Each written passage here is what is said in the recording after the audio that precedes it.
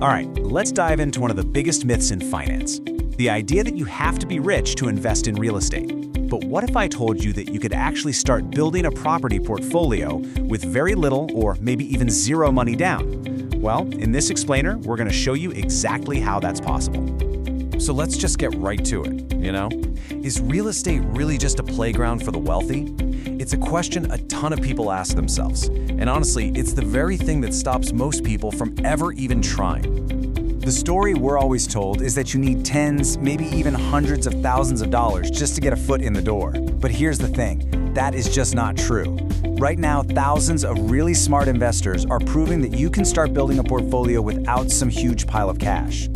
So here's our game plan. We're going to break down 5 super powerful strategies: living in your investment, becoming a deal connector, using creative financing to get around the banks, leveraging partnerships, and finally, why your first and most important step is actually knowledge. Let's get into it. First up, we've got one of the absolute best ways to get started in real estate investing. It's called house hacking. And no, don't worry, this has nothing to do with computers or anything sketchy.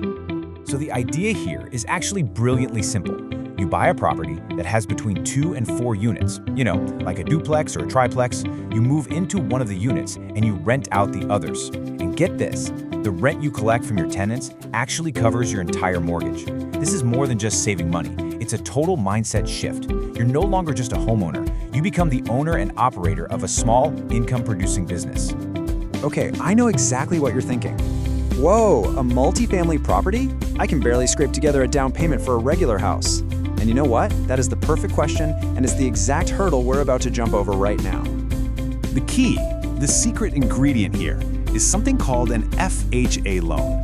Because you're going to be living in the property, making it your primary residence, you can qualify for these government-backed loans that only require a down payment of 3.5%. Let's just put that number into perspective, okay?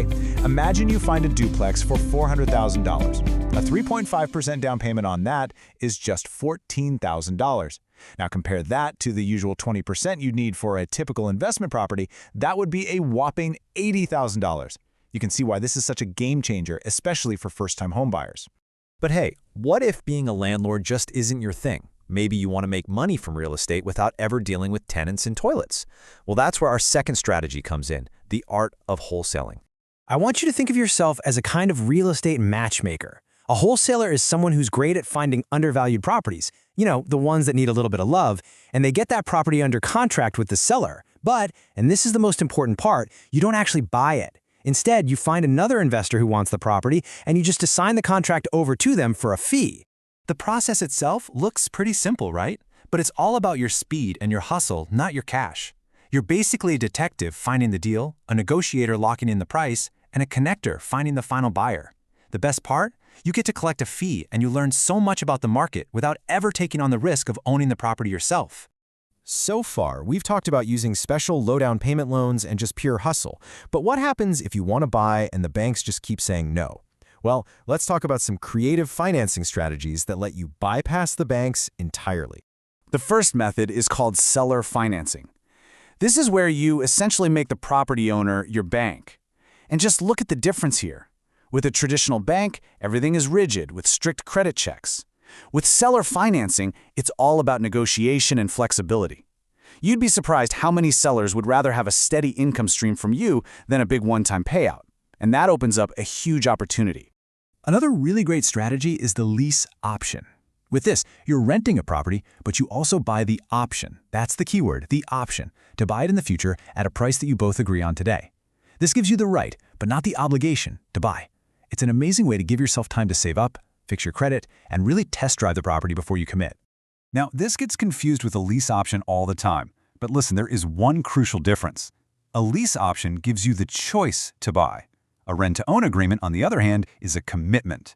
You have the obligation to purchase the property when the lease is up, and usually, a little slice of your monthly rent goes toward that final purchase price. Okay, our fourth strategy is built on a simple truth. Real estate is rarely a solo sport. If you don't have the capital, you might be overlooking your most valuable assets, which are your skills and your time. Let's talk about the power of partnerships. Seriously, don't ever discount the value of what you can do and the time you have. Are you a great negotiator? Do you have a knack for sniffing out amazing deals that nobody else sees? Are you willing to manage a renovation project? These aren't just hobbies. In the world of real estate, these are incredibly valuable assets that you can bring to the table. The key here is to find someone who has the money but maybe lacks the time, the knowledge, or even just the desire to do all the hands-on work.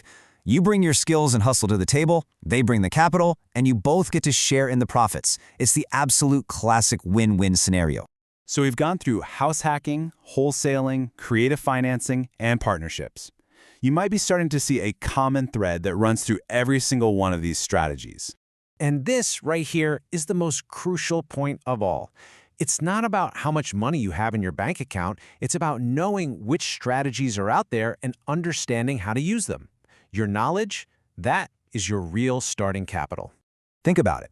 From house hacking your way to a free place to live, to wholesaling deals for quick cash, to creatively financing a purchase, to partnering up and leveraging your skills, you now have a whole toolkit of real, actionable strategies to get started.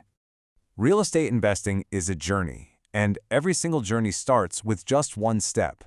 So the only question left to ask is, which one of these paths feels right for you? Which one are you going to start exploring today?